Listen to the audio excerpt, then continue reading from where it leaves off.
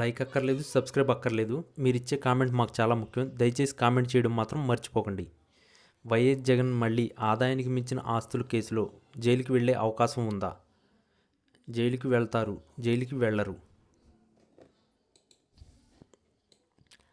ఆంధ్రప్రదేశ్ రాజకీయాల్లో గత కొన్నాళ్లుగా ఒక వెలిగిన ప్రస్తుతం తీవ్రమైన సంక్షోభంలో ఉన్న నేతల్లో వల్లభనేని వంశీ పేరు ప్రముఖంగా వినిపిస్తుంది. గన్నవరం రాజకీయాల్లో తనకంటూ ఒక ప్రత్యేక ముద్ర వేసుకున్న వంశీ ప్రస్తుతం అజ్ఞాతంలో ఉండడం రాజకీయ వర్గాల్లో పెద్ద చర్చకు దారితీసింది. ఈ క్రమంలో ఆయన ప్రాణమిత్రుడిగా పేరున్న కొడాలి నాని చేసినట్లుగా ప్రచారంలో ఉన్న కొన్ని వ్యాఖ్యలు ఇప్పుడు సోషల్ మీడియాలో మరియు రాజకీయ గల్లీలో సంచలనం సృష్టిస్తున్నాయి. సాధారణంగా కొడాలి నాని అంటేనే ప్రత్యర్థులపై విరుచుపడడమే నైజం గల నేతగా అందరికీ తెలుసు. ఆయన వాడే భాష మరియు చేసే విమర్శలు ఎప్పుడూ పొదురుగానే ఉంటాయి. అయితే తాజాగా వంశీ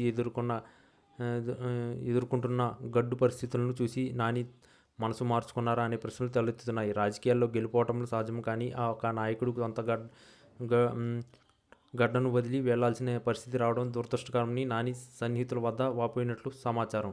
నేను తప్పు చేశాను, ఇకపై ఎప్పుడూ బూతులు మాట్లాడను అంటూ కొడాలి నాని అన్నట్టుగా సాగుతున్న ఈ ఒక ప్రచారం వెనుక పెద్ద కథే ఉందనే వాదనలు వినిపిస్తున్నాయి. గత 5 ఏళ్లలో వైఎస్ఆర్ కాంగ్రెస్ పార్టీ అధికారంలో ఉన్నప్పుడు నాని మరియు వంశీ ద్వయం తెలుగుదేశం పార్టీ అధినేత చంద్రబాబు నాయుడు మరియు లోకేష్పై వ్యక్తిగత విమర్శలతో విరుచుకుపడేవారు. అసెంబ్లీ లోపల మరియు బయట వారు వాడిన భాషపై అప్పట్లో పెద్ద ఎత్తున నిరసనలు వ్యక్తమయ్యాయి. అయితే అధికారం మారిన తర్వాత పరిస్థితులు తలకిందలయ్యాయి. గతంలో చేసిన వ్యాఖ్యలు మరియు జరిగిన దాడుల నేపథ్యంలో వంశీపై పలు కేసులు నమోదు కావడం, ఆయన అరెస్ట్ భయంతో పరారీలోకి వెళ్లడం వెనుక రాజకీయ కక్ష సాధింపు ఉందని కొడాలి నాని భావిస్తున్నారు. ఈ క్రమంలోనే ఒకానొక సందర్భంలో ఆయన మాట్లాడుతూ మనం రాజకీయంగా విమర్శలు చేయవచ్చు, కానీ వ్యక్తిగత దూషణలకు దిగడం వల్ల వచ్చే నష్టం ఇలాగే ఉంటుందని తాను గ్రహించానని అన్నట్లు గుసగుసలు వినిపిస్తున్నాయి. వల్లభనేని వంశీ వంటి ధైర్యవంతులైన నాయకుడు కూడా ఇప్పుడు బయటకు పోవడం చూస్తుంటే వ్యవస్థలు ఎంత బలంగా పనిచేస్తున్నాయో అర్థమవుతుందని నాని ఆవేదన వ్యక్తం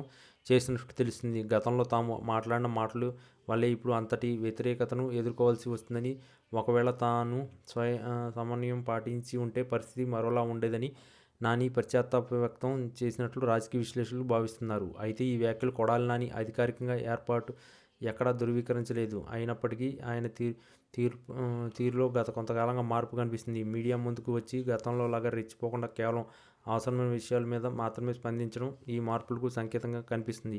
రాజకీయాల్లో శాశ్వత మిత్రులు, శాశ్వత శత్రువులు ఉండరని అంటారు, కానీ తాము చేసిన భాషా ప్రయోగాలే తమ రాజకీయ భవిష్యత్తుకు శాపంగా మారతాయని నాని ఇప్పుడు అర్థం చేసుకున్నట్లు కనిపిస్తుంది. వంశీ ఎక్కడ ఉన్నారో తెలియకపోవడం మరియు ఆయన కుటుంబ సభ్యులు పడుతున్న ఇబ్బందులను చూసి ఒక మిత్రుడిగా నాని కలత చెందడం సహజమే. ఒకవేళ నాని నిజమైన తన భాషను మార్చుకుని పశ్చాత్తాపం ప్రకటిస్తే అది ఏపీ రాజకీయాల్లో కొత్త సంప్రదాయానికి తెరలేపినట్లు అవుతుంది.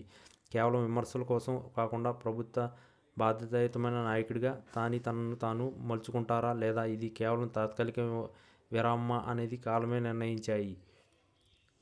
నిర్ణయించాలి. ఏది ఏమైనా వంశీ పరారీ వ్యవహారం కొడాలి నాని వంటి మొండి నేతల్లో ఒక రకమైన ఆందోళన మరియు ఆత్మపరిశీలనను కలిగించిందనేది వాస్తవం. ఈ రాజకీయ పరిణామాలు గమనిస్తుంటే భవిష్యత్తులో నాని మరియు వంశీ తమ రాజకీయ పందాను మార్చుకునే అంశాలు మెండుగా ఉన్నాయి.